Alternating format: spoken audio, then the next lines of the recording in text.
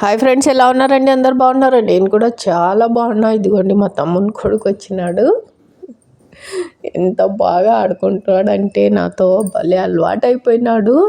రోజు అత్త వాళ్ళ ఇంటికి పోదామని చెప్పి వస్తాడంట. మా తమ్ముడిని చెప్తాడంట, ఈరోజు అత్త వాళ్ళ ఇంటికి తీసుకెళ్ళలేదే నువ్వు, నాకు అత్త వాళ్ళ ఇంట్లో వదులు వదులు అని చెప్తాడంట. ఇదిగోండి ఐస్ క్రీమ్ తింటున్నాడు. భలే అల్లరి చేస్తాడు. ఐస్ క్రీమ్ తిన్నాక నేను దాపెట్టుకుంటాను, నువ్వు నన్ను కనిపెట్టు, నేను బావు అంటా అని చెప్పి మాటలు చెప్తున్నాడు. ఐస్ క్రీమ్ తిన్నాక మనం ఆడుకుందాము అని చెప్పి. ఎంత తెలివి అంటే అసలు ఎంత హుషారుగా ఉంటారు ఇప్పుడు కాలం పిల్లలు అనిపిస్తుంది నాకు. ఇదిగోండి ఈ బుట్టలో దాక్కున్నాడు చూడండి. నేను ఎక్కడున్నానో చెప్పు నాకు అంటున్నాడు.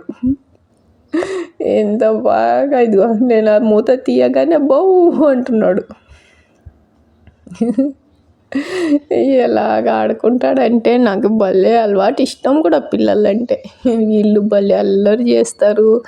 అంతా ఇలాగ తెచ్చి ఇంట్లో పెట్టి ఆడుకుంటారు. మనము ఆడుకోవడం వల్ల మన మైండ్ కూడా ఫ్రెష్ అయిపోతుంది. ఇంకా మైండ్ బాగా అంటే హాయిగా ఈ పిల్లలతోటి ఆడుకోవడం వల్ల ప్రశాంతంగా ఉంటుంది అన్నమాట.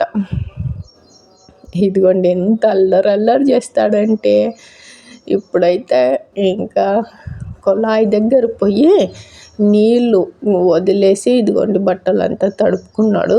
నేనే తీసేసి ఆరబెట్టి ఇదిగోండి టవాల్ కట్టాను అనమాట. ఎందుకు అలా చేస్తావు నువ్వు అంటే, ఏం కాదులే అంటున్నాడు మళ్ళీ నాకే. టవాల్ ఇలా కట్టుకొని ఆడుకుంటున్నాడు. భలే హ్యాపీ అనిపిస్తుంది పిల్లలతోటిగా.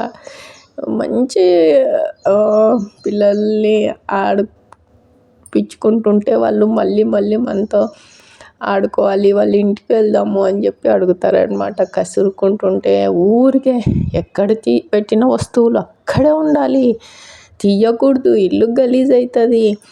అలాగ పిల్లలు వచ్చినప్పుడు అలా చేయకూడదు అనమాట. పిల్లలు అంటే దేవునితో సమానం. పిల్లల పైన కోప్పడము, ఆర్చడము, ఎక్కడ పెట్టిన వస్తువులు ఇంకా వాళ్ళు పిల్లలు ఎందుకు అవుతారు? చిన్న పిల్లలు అంటే అలాగ ఆడుకుంటారు వాళ్ళతో.